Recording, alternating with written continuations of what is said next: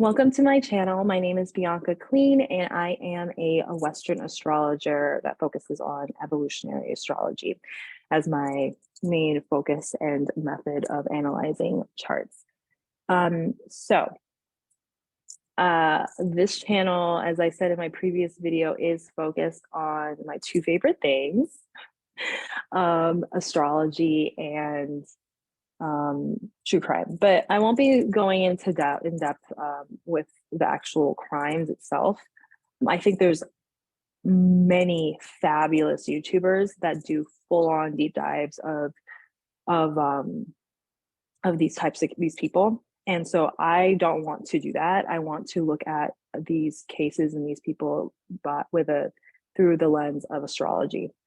And so if you want a full-on breakdown of, what happened with these, in this case, Lori Vallow, the subject that we're going to be reviewing, go to any, just Google YouTube. There again, a lot of really good YouTubers that do really intensely thorough analyses on these people. So I'm going to take a different approach.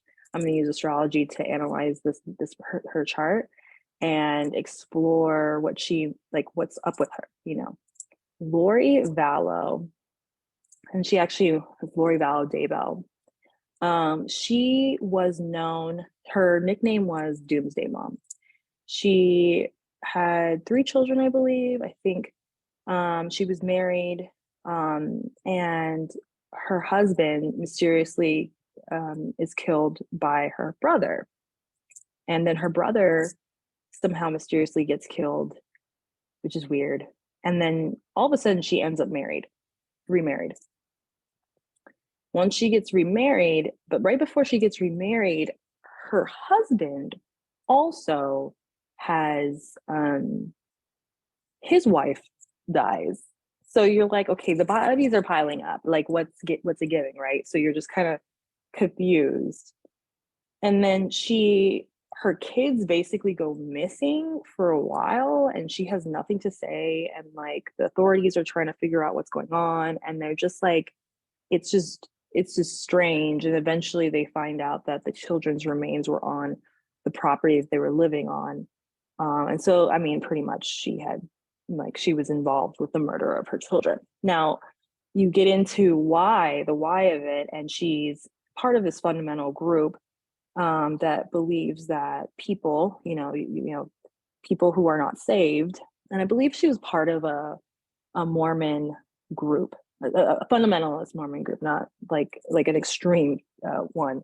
Not the average Mormon group. She was part of a fundamentalist group that believed that people's bodies were being used as vessels for demons, and so pretty much they were zombies. And so people in her life were no longer them. She would basically attribute these people to being occupied by the devil or these demons, which can play very interestingly when she actually believed that her son, and I think one of her children were actually zombies as well, and that they were no longer her children, that they were demons. I believe the younger son had autism, so he had issues, and so it's not easy to have children who are neurodivergent. They need patience and kindness. And so I think that played into some type of narrative that she had in her head. So that's kind of what happens. She, she just recently got convicted in 2022. I think all these events happened in 2019. I think a lot of it was kind of weird because of COVID, and a lot of things were held up because of COVID. But for the most part, that is the story of Lori Vallow. So let's get into her chart. So Lori Vallow was born on June 26, 1973. Her time is not, we don't have a time for her. So I put midday, 12 p.m. And it's the summertime, so it's pretty high in the middle. It's 12 p.m. is pretty much the middle of the day. As you can see, the sun's at the top of the chart. And she was born in Loma Linda, California. She is, that makes her a Cancer sun, and her moon is in Taurus. Okay, so let's just focus on Cancer. So Cancer, first of all, the sun is, a lot of people say, oh, I'm Aries, I'm a sun, and I'm going to speak to the people who are not necessarily used to looking at astrological charts, because I want you guys to understand what I'm saying when I talk about things. So I want to talk to multiple people in the room, not just the astrologers or people who study astrology, but also people who are, new and kind of want to see astrology in a different way. Let's see how this goes and see if I say it and explain things in a way that people can understand. So when people talk about their astrological signs, and by the way, this video, because it's the first video, it's foundational, I will go a little bit slower and I'll explain a lot more. So we might not get into some of the guts of this, of this chart, but I do want this to be a formative video where you can kind of like follow the parts of the chart. So the sun is our ego, our identity. It's how we are, what we aspire to in life. It's the core of our identity. So everything revolves around the sun, right? In our solar system, all the planets revolve around the sun. So it's a very important part of our personalities. It's a sense of knowing who you are. It's who you are. So a sun sign in Cancer is the archetype is associated to maternal energy, emotions. It's ruled by the moon, so it's associated with emotions. It's associated with nurturing energy. They want to take care for people. It's more of a domestic, come and let's just nest energy, And so a person with this would probably be someone who is a little bit on the warmer side. I mean, it's the beginning of the summer season, so this person is a warm person. You want to be around this person, right? You feel safe around a person who is has a Cancer sun. With all things, without any, that's like the archetype of Cancer. Now we all have our opinions of Cancer because it's ruled by the moon, and the moon changes signs every 2.5 days. So you do have this perception that Cancers can be very moody. To necessarily be moody, it's just they're very sensitive to the environment that they're in. It's not that they're moody, it's that they're sensitive to the environment that they're in and everything around them. They pick up on it and they respond like that. Anyone who is very sensitive to the environment they're around, they would possibly feel the same way. So we should not judge our Cancer friends. They are not, they're not the most, they're kind of, I wouldn't say risk averse, but they're not going to be the type that will go headfirst into confrontation. They'll try to navigate it in a more, try to navigate things in a more indirect way. I mean, it's ruled by the crab, and the crab is not the ram, where Aries is the ram and it goes head forward into situations. Cancer's, the crab moves sideways. So there's more of this indirect way of addressing conflict and almost sometimes even just it's kind of like the feminine. There's this, I think it's the geisha, the memoirs of the geisha. They were talking about how women in Eastern cultures, they don't directly address conflict, but they do this navigating in this quiet way. And so Cancers can be kind of similar to that. So something that I would look at is any planets or anything that's around the sun, because that's going to add a level of intensity, or it's going to add flavor to this person's chart. Now, off the top, something called the South Node, and I'm an evolutionary astrologer, so I'm focusing on also past life, past karmic energy that's coming into this life, unresolved trauma and issues that come into this life. So I'm looking at the South Node. The South Node is an indicator of who you were in your past life. If you do not believe that, and that's not something that you jive with, you can also just say, okay, this is the energy that I come into this life because I came into this life with, because I've inherited it through my ancestry, right? So if you came from a particularly abusive home, that's, it's probably your parent also came from an abusive home. Like, that's the ancestral trauma and karma that you are born with. So if you can't jive with the past life thing, roll with the ancestral part, okay? Because that still holds, and you can probably agree to that, right? So the South Node, however, I'm going to use past lives because for me, I think that works and I believe in that. So we're just going to go with it. Okay. So the South Node in Cancer indicates that there's unresolved trauma around the archetype of Cancer, and specifically maternal parenting, themes of parenting and being maternal, and specifically being a mother. So there's wounding and unresolved issues regarding that.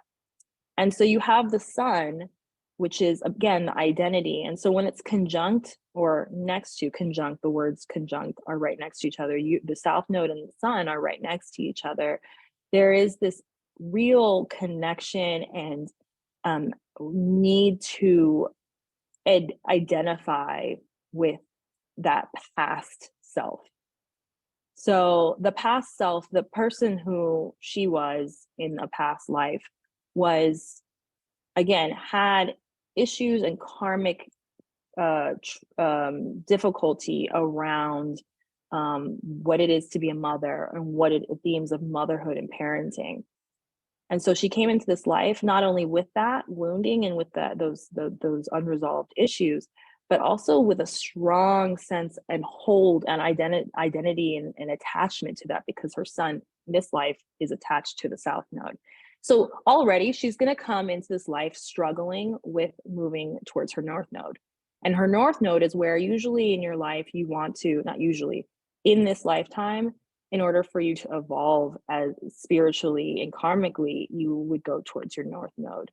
So in this lifetime, the idea is, you release the bad of the South Node, the low vibrational elements of the South Node, and embrace the high vibration of the North Node. In this case, it'd be Capricorn. So but at the same time, the South Node is an area of good, of having special gifts. So you actually in your past life have done these things, you've experienced it. They might have not panned out well, but you have a sense of you've done it before. So at least you can come into this life hopefully with some type of skills and some type of knowing and a little bit of natural talents in that space.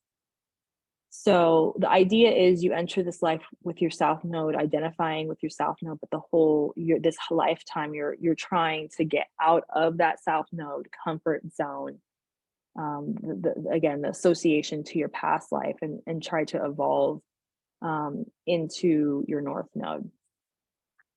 But as I was saying, it's really difficult if your sun is right next to your South Node. That means that her identity is tied into whatever did not serve her in the last life. Her identity is still tied up into that. So that's a little difficult. Let's get into the ruler. So every zodiac sign has a ruler. So in this case, Cancer is ruled by the moon. Leo is ruled by the sun.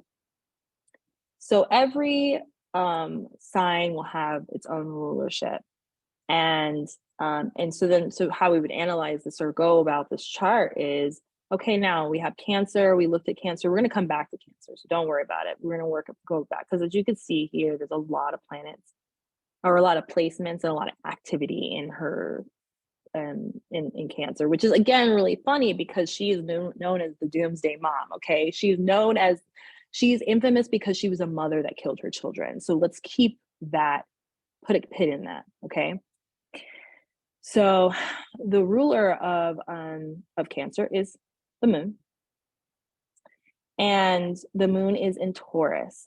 Taurus is a Taurus likes to luxuriate. If there was a sign that liked to relax and just have a sense of safety and security, it's going to be Taurus. People say it's a stubborn sign. I don't think so. I think that they're very tapped into the sensory experience of life. And so they want to eat good food. They want to feel relaxed. Like if you think about Maslow's hierarchy, right?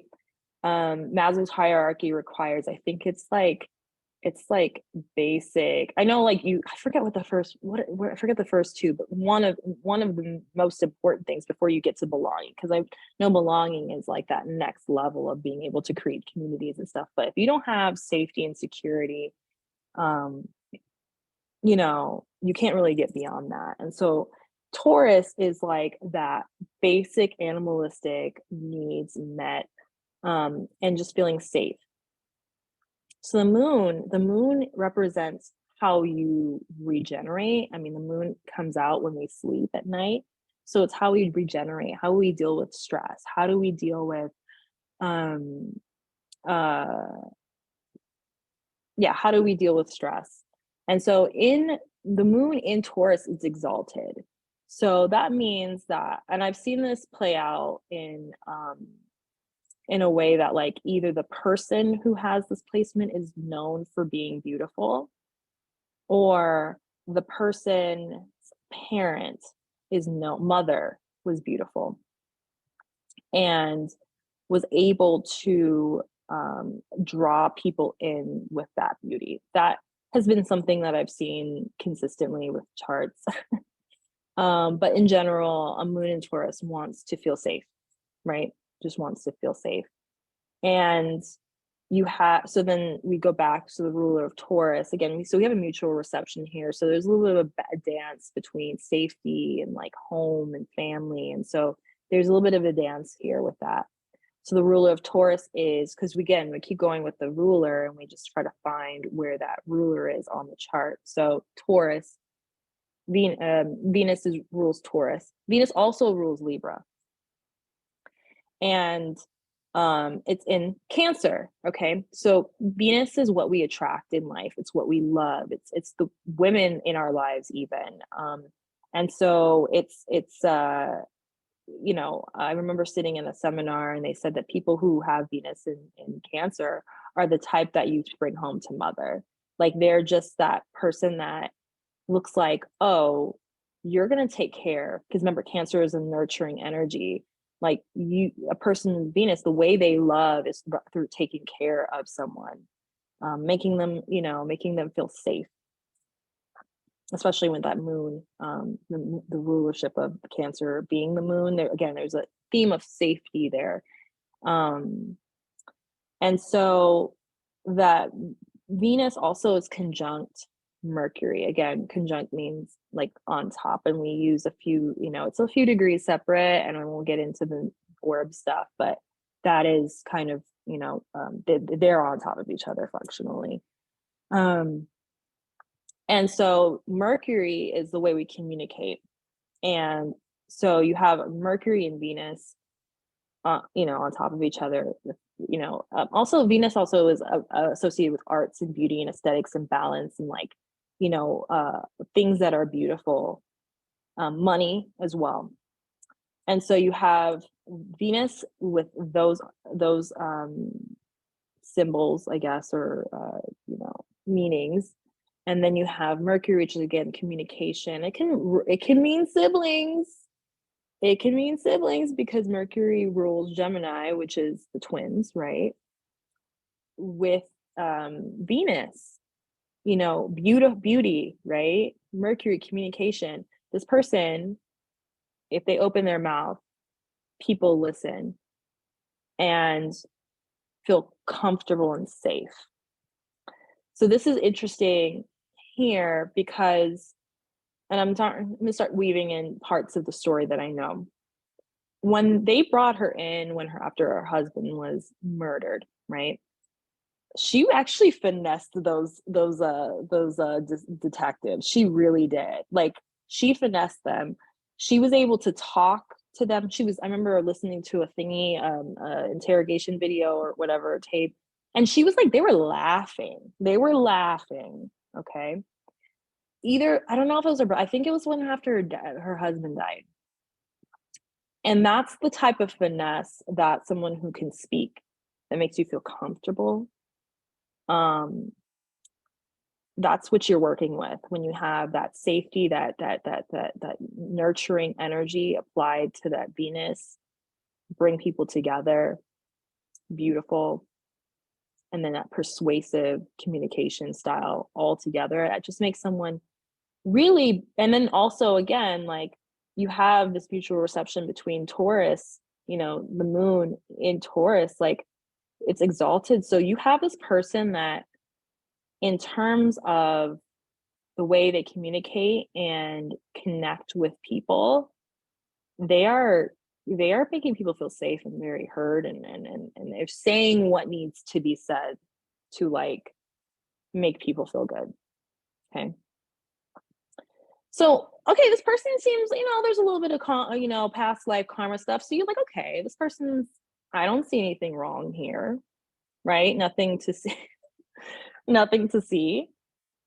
I told you about the South Node, and then there's the North Node, right? So that's an axis, right? Along that axis, anything that is, they call it hard aspects or soft aspects. So anything that's in 90 degrees or an opposition that's across from something is going to be considered a hard opposition, a hard aspect. I would even throw in something called a quincunx, 150 degrees. And you see this here, actually, which is something I'm going to get into later, which I think is really fascinating. But when you have a hard aspect, which is like a square, right? So in this case, you have 90 degrees roughly, right? So we do these things called orbs. So we give grace, either give or take like 10 degrees, or depending on the thing. So, in this case, I would take these orbs. So there's like a 6-degree difference here, and then there's like a 4-degree difference here. So I would take this square that's this grand cross that's basically being formed between the South Node, the North Node, Mars, and Pluto. Now, Mars and Pluto, in a karmic story and even in a current life situation, can represent violence, atrocities, abuse. I mean, it's, like, to have those two planets basically in between the North and the South Node. And I'm trying to find a way to explain it to people who are, not used to hearing about this, but it's squaring. These are functionally squaring these the South and North nodes. And so squares are difficult aspects. In this case, these are specific people in the past life and circumstances that made life difficult for Lori in her past life. Okay. So the circumstances here with Mars, Mars is violence straight up. I mean, Mars is martial, right? It's Mars is the god of war. And so you're dealing with actual violence. And so someone who might have, a person with that would come into this lifetime with strong feelings towards violence, whether it's an affinity for it, understanding or believing that, hey, an eye for an eye, it is what it is. For some people, I'll be like, oh, well, you shouldn't kill people, right? Like, but for someone like this, they could easily be like, very comfortable, especially someone who's very identified to their South Node, can have a very strong connection and just comfort with resorting to with the notion of violence. Pluto is literally and again in the evolutionary astrology perspective, when you're talking about Pluto aspecting the South Node, Pluto is literally like whatever worst atrocities that could have bad atrocities that could have happened to this person, it probably happened to them. And it was something that, and specifically because these are both considered skip steps for this person, they have constantly ran into this issue from lifetime to lifetime. Or I would not be surprised if we're not dealing with the past life thing, that she might have experienced violence and power dynamics and control and like psychological abuse, just by the hands of parents and people from earlier ancestors, that had been passed down. So that's like a learned thing that she experienced from prior generations. So either it's a past life situation or it's an ancestral trauma. This right here with Pluto squaring, basically it's a grand cross. So you got all this energy locked up that's karmic in that has to do with violence and having to get through learning repurposing violence in this lifetime, repurposing how you respond aggressively, repurposing and having an understanding of like trauma, that can be very difficult to work out, especially if you're not aware of it and you have an astrologer, to help you navigate it. You just kind of you can easily just sink into these situations. Now, something I wanted to talk about, because we're going to get into a few things, and I don't know where we're at with time, but something I wanted to talk about also is the quincunx between her sun and her Neptune. So Neptune is in Sagittarius. Sagittarius is belief systems. It's like higher self, your philosophy in life. And like, how do you go beyond what you grew up with, right? So it's, again, belief system, but it's like going to school, even it's higher law. It has to do with things that are like whatever you were taught at home, whatever neighborhood you grew up in. Well, Sagittarius is like, let's go out and do anything else. So let's meet the foreign people. Let's eat the foreign food. Let's go learn about the philosophy that's not that we is not what I'm that's not what I'm used to, right? And so Neptune is the planet of spirituality. It can be someone who is spiritual. It's associated to just mysticism in general, psychics, escapism. It has to do with it can be associated with substances like drugs and alcohol abuse and things like that. So this person in this lifetime, Neptune, I'm thinking this person, as far as religion is concerned, she can go pretty far as far as what she believes. She could probably believe a lot. I have a person that I know that they have placements that make it hard for them to learn and willing to explore their spiritual self. This ain't her. She could actually go down quite the rabbit hole and end up somewhere way off. And so, because she's willing to do it, right? And so it's funny that, again, she got into this, I guess the guy she married ended up being this guy who's I'm a failed writer, but a writer that wrote a book about end times and whatnot. And so she just ate that up. She absolutely ate it up. Married the guy, whatever, right? So her son and the way she interfaces with religion, right? So her identity as a mother and the way she interfaces with religion, spirituality, are quincunxing each other. Now, let's break down what a quincunx is, because I feel like I have not heard a really good example and explanation of it. And I read somewhere and I finally like clicked for me. Basically, when the two, planets in two signs don't speak, understand each other, don't see each other. And because they're not they don't have the same modality and they don't have the same element, right? So her sun is in Cancer. That is a cardinal water sign, and her Neptune is in Sagittarius, which is a fire mutable. Okay, so they don't really speak to each other in that way, and they actually don't even have the same polarity, because they're not like, there's masculine and feminine energy right there.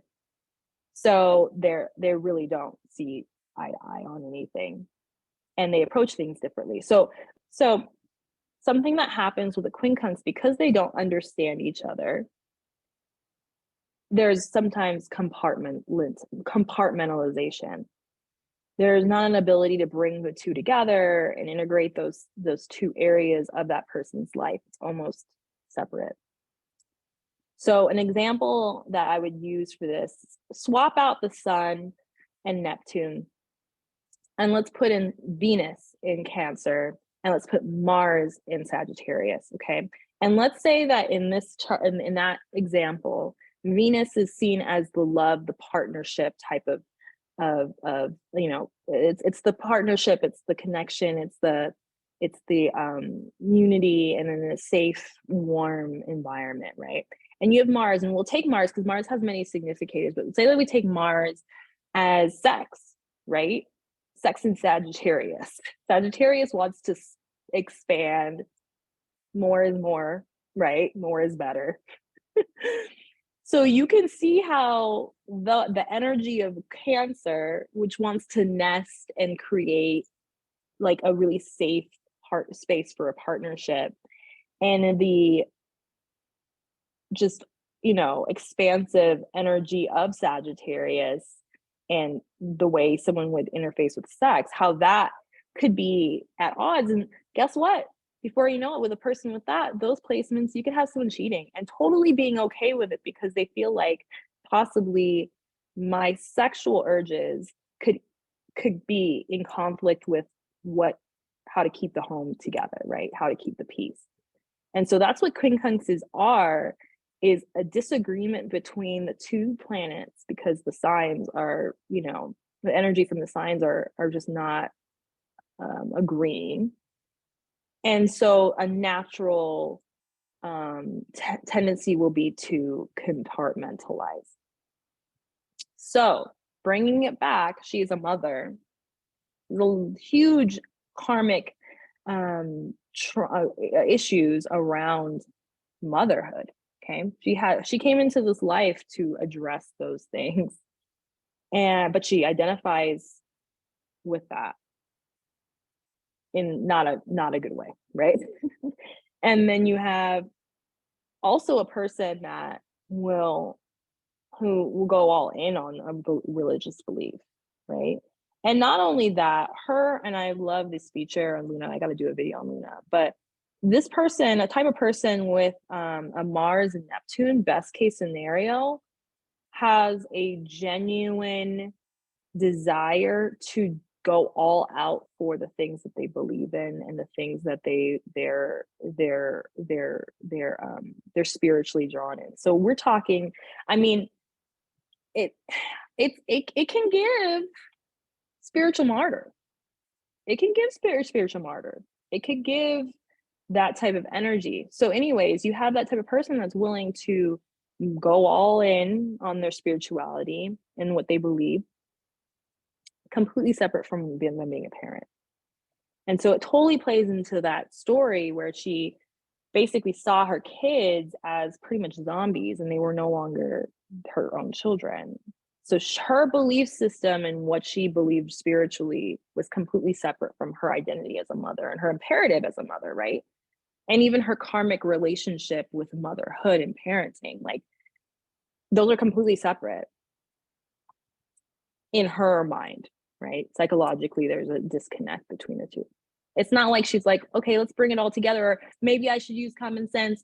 My kids could never be that, you know, they could be bad and they could be annoying, but they can never be zombies, right? You know, like not having that common sense. So something also to consider, because Mars is, and so let's go back to Mars, right? So Mars is in play, and I love a good Chiron story. Chiron, very much so similar to the South Node showing up, you know, South Node representing unresolved karma and wounding coming from the past life. You know, Chiron does that too and provides that type of insight as well. So Chiron really, like, a teacher once told me, think of Chiron as what is painful about that sign, and that's the wound that this person will carry.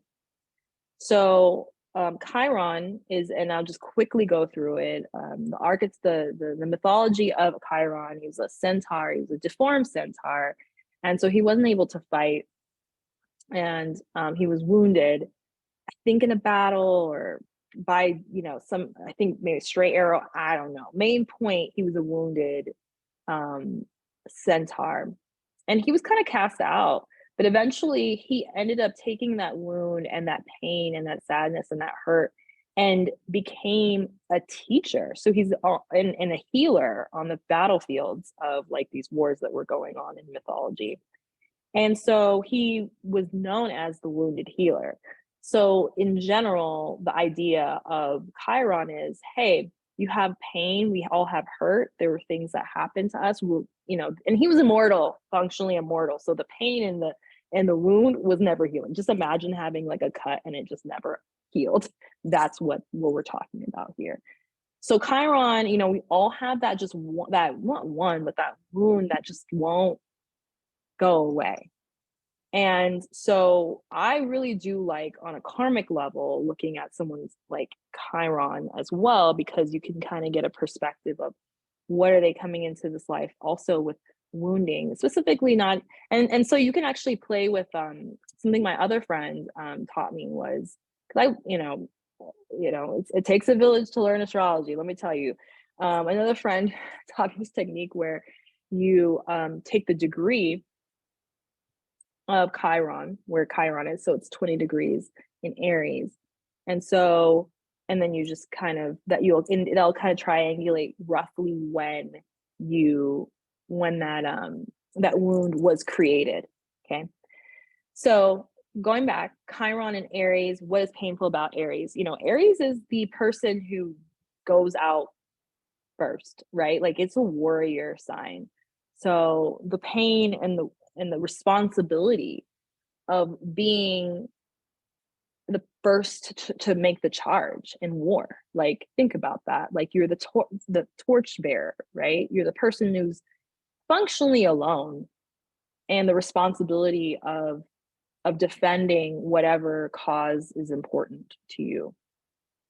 Also, the wound of just being yourself. Like, maybe it's just hard to just accept that this is it. Like, like maybe it's just, maybe it's a little hard for you to deal with that. So in this case, and I did Google this because I saw the 20 degrees and I wondered if she got married, and she got married at 19. So usually that Chiron moment of wounding will be give or take a few years.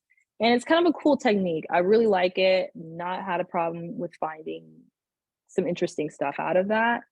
But there's significant wounding when it comes to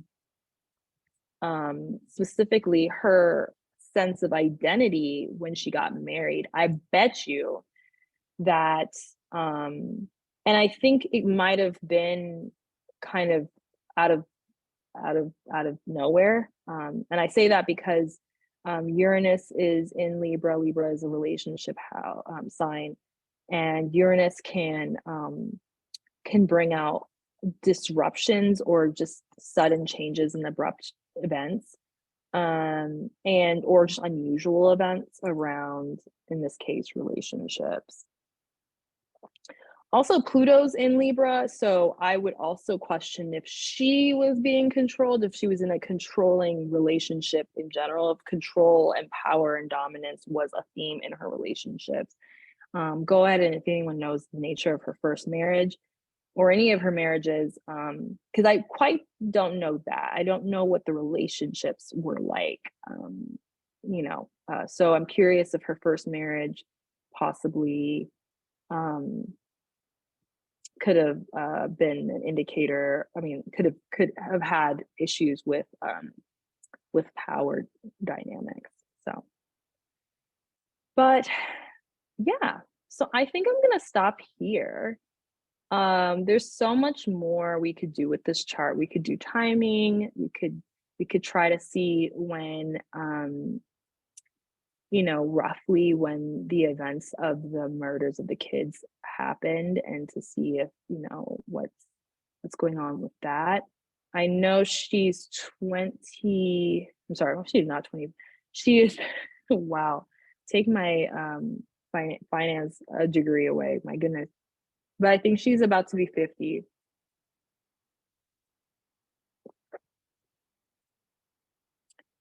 So if she's about to be 50, let's see when her perfected year is.